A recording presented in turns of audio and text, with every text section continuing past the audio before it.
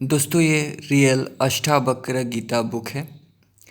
जिस तरह से कृष्ण ने अर्जुन को गीता सुनाया था, उसी तरह से वाल्मीकि रामायण में सीता के पिताजी राजा जनक को अष्टावक्र ने ज्ञान दिया था। जैसे महाभारत में भगवत गीता है, उसी तरह से वाल्मीकि रामायण में अष्टावक्र गीता है।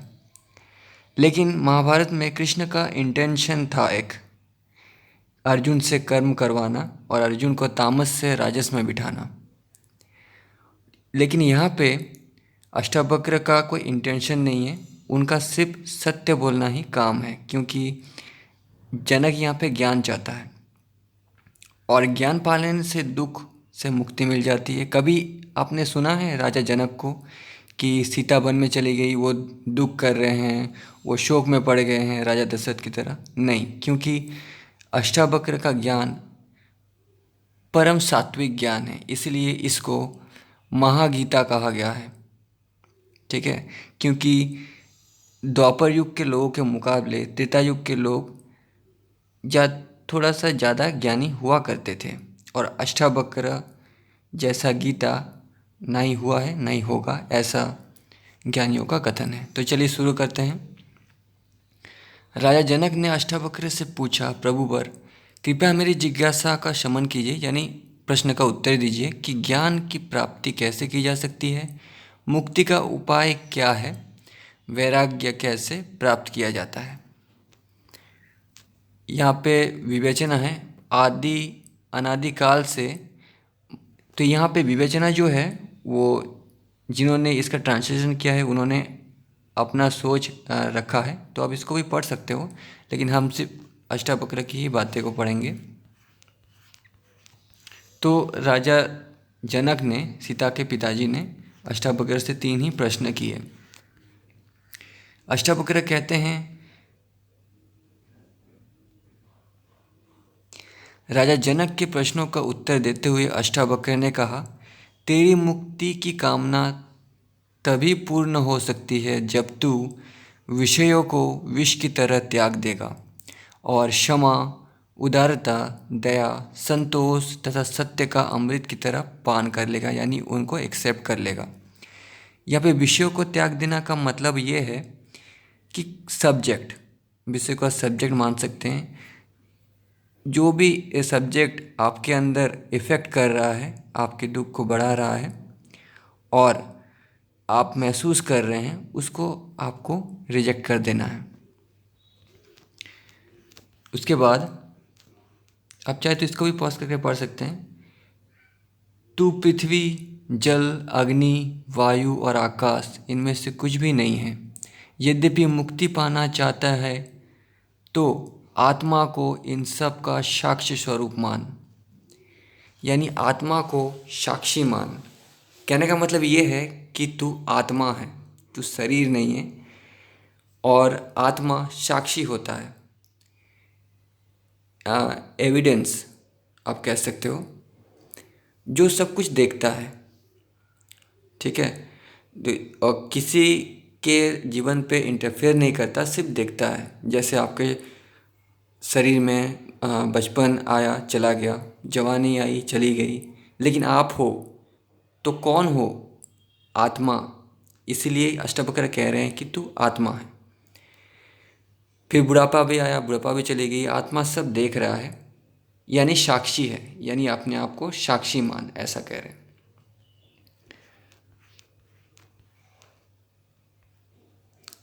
तो यहाँ पे विवेचना भी आप चाहे तो पढ़ सकते हैं। मानव शरीर पृथ्वी, जल, अग्नि, वायु और आकाश के 5 तत्वों का स्थूल रूप है, लेकिन हम सिर्फ अष्टावक्र और जनक के कथन को पढ़ेंगे। यदि तू देह से स्वयं को पृथक कर लेगा, यानी तू आत्मा है ये जान लेगा और शरीर से आत्मा को अलग सोचेगा और चित्त को विश्राम देगा, तो तत्काल सुखी, शांत और बंधन मुक्त हो जाएगा। यहाँ पे तू ब्राह्मण आदि वर्ण नहीं है, यानी तू कोई जाति नहीं है, तू कोई धर्म नहीं है, ऐसा उनका कहना है। और ना ही तू आश्रम है, ना दृष्टि गोचर है, तू स्वयं को असंग व निराकार मानकर सुखी रहे। यानी आप जो मानते हैं आप वही बनते हैं। आप अपने आप को आत्मा मानिए। आप शरीर से संबंध रखने वाला कुछ भी जाति धर्म नहीं है। आत्मा ही सब कुछ है, ऐसा कह रहे हैं। धर्म अधर्म और सुख दुख मानस की उपज है। तू ना तो करता है ना ही कुछ भोगता है, तू सर्वथा मुक्त है। दोस्तों, ज्ञान वही है जो आपको मुक्त करे, फ्री करे। ठीक है, आपको मोह में या जिम्मेदारी से ना बांधे।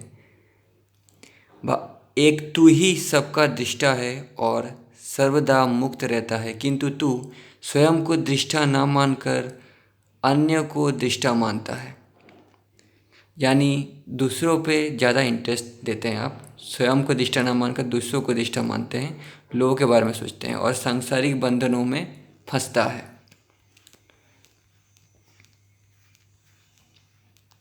मैं करता हूँ। दोस्तों, मैं से ही अहंकार की शुरुआत होता है। मैंने ये किया, मैं वो करूँगा, ये मेरा है, मुझे इसको संभाल के रखना है। तो मैं और मेरा ये दोनों ही गलत है, ऐसा यहाँ पे कहा जा रहा है। मैं करता हूँ इस अहंकार के निपट काले सर्प से तू दंशित है। यानी मैं का जो अहंकार है वो तेरे अंदर है।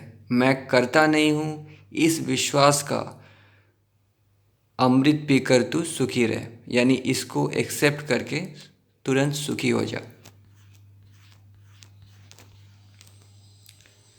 मैं एक विशुद्ध बोध हूँ, ये ऐसी निश्चय रूपी अग्नि है जिसमें गहन अज्ञान को भस्म कर तू शोक मुक्त होकर सुखी रहे। ये विश्व रस्सी में कल्पित सर्प की भांति प्रतीत होता है। वस्तुत तू बोध है, अतः आनंद परमानंद की अनुभूति करते हुए सुखमय विचरण कर। इसको भी आप चाहे तो पढ़ सकते हैं।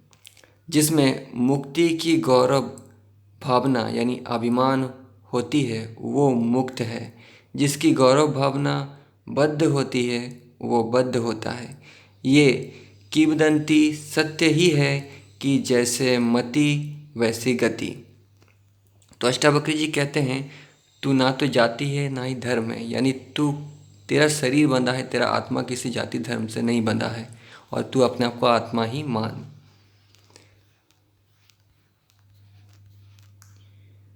आत्मा साक्षी विराट पूर्ण एक मुक्त चेतना, क्रियाहीन असंग निष्प्रिय और शांत है, किंतु भ्रमवश ये सांसारिक प्रतीत होती है। तो आत्मा साक्षी है, विराट है। और कृष्ण ने भी अपने आत्मा का विराट रूप अर्जुन को दिखाया था। कैसे दिखाया था मैंने भगवत गीता पढ़ते समय आपको बताया है, मेरे महाभारत के वीडियोस में आप देख सकते हैं। और कृष्ण ने अर्जुन को हिप्नोटाइज किया था, सनातन भाषा में जिसको दिव्य दृष्टि बोलते हैं। ठीक है, और अपने ही आत्मा का स्वरूप दिखाया था, क्योंकि कृष्ण को पता था उसके बहुत सारे जन्म हो चुके हैं, तो उसी के बारे में बताया था अर्जुन को। तो यहाँ भी हर इंसान के अंदर एक आत्मा है, वो साक्षी है, विराट है। ठीक है, तो यही कह रहे हैं, खुद को ही ब्रह्म मान, खुद को आत्मा मान। और आत्मा जब ये जान लेता है तब वो परम आत्मा बन जाता है। परम प्लस आत्मा यानी परमात्मा। भावार्थ, तू कुटस्थ विशुद्ध बोध और अद्वैत आत्मा का चिंतन कर। ये भ्रम त्याग दे कि तू अभामय है। ऐसे भावों को अंदर बाहर स्थान मत दे। यानी जितने भी तमोगुण विषय है यानी नेगेटिव फीलिंग है, तू इसको अपने अंदर स्थान ना दे। तमोगुण के बारे में कृष्ण ने गीता में बताया है। भावार्थ, वत्स तू चिरकाल से अपने देहाभिमान के पास से आबद्ध है। पाश को काटे बिना मुक्ति नहीं, अतः इसे मैं बोध हूँ ये ज्ञान से काट कर सुखी रहे। तो शरीर का जो बोध है, इसको मैं बोध हूँ, मैं आत्मा हूँ, ऐसा सोचकर आप काट सकते हैं। तो यहाँ पे राजा जनक जिसका उम्र बहुत ज़्यादा है और अष्टावक्र जिसकी उम्र अभी 12 साल है, उससे ज्ञान ले रहे हैं। यानी राजा जनक अज्ञानी तो नहीं है, ठीक है, क्योंकि अज्ञानी अपने से छोटों के सामने कभी नहीं झुकता, उसका ईगो आड़े आ जाता है। जबकि अष्टावक्र यही कह रहे हैं, तू निसंग है, निष्क्रिय है, स्वयं प्रकाश और निरंजन है। इनकी प्राप्ति के लिए तू जो समाधि का अनुष्ठान करता है वही तेरा बंधन है। तो समाधि का मतलब है यहाँ जो अनुष्ठान है ना, मतलब जो भी युग के हिसाब से अगर बताया जाए तो अभी के हिसाब से पूजा पाठ और कुछ पाने की इच्छा है ना, कुछ खोने का डर, कुछ संभाल के रखने का जो मोह है, उसके लिए जो भी वो कर्म करता है, अनुष्ठान करता है, वही तेरा बंधन है। यहाँ पे अष्टावक्र जी ये कह रहे हैं। कृष्ण ने भी यही कहा था, तुझ में विश्व व्याप्त है, तुझ में संपूर्ण विश्व समाहित है। तू छल प्रपंच से रहित शुद्ध बुद्ध स्वरूप है, अतः चित्त को शुद्ध प्रवृत्तियों से बचा कर रख। यानी अपनी चेतना को इन सब मोह से बचा कर रख। चेतना यानी कॉन्शियसनेस, और आत्मा भी कह सकते हैं उसको। तू निरपेक्ष है, निराकार है, स्वनिर्भर है, शीतल है, अगाध बुद्धि संपन्न है, शुद्धहीन है, अतः निष्क्रिय होकर चैतन्य मात्र बन। अष्टावक्र के मत है कि आत्मा निरपेक्ष है। इसको भी आप वीडियो को पॉज करके पढ़ सकते हैं। साकार कल्पनावत है, ये मिथ्या है। साकार यानी जो आंखों से देखा जाता है, जो स्पर्श किया जाता है, वो सब कल्पनाबद्ध है, मिथ्या है। मतलब किसके लिए मिथ्या है? आत्मा के लिए।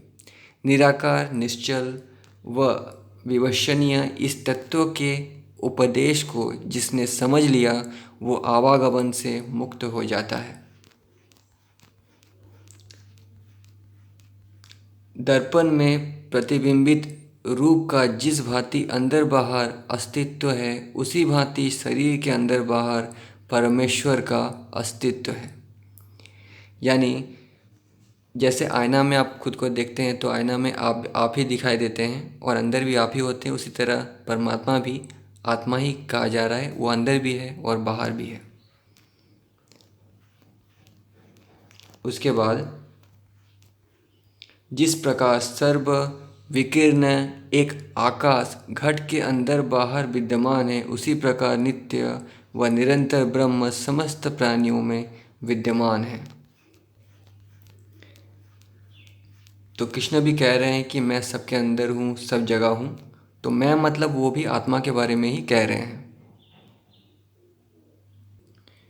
तो दोस्तों ये दूसरा अध्याय है। दूसरा अध्याय के बारे में हम लोग नेक्स्ट वीडियो पे पढ़ेंगे। आज के वीडियो पे इतना ही। वीडियो थोड़ा सा बड़ा हो गया है।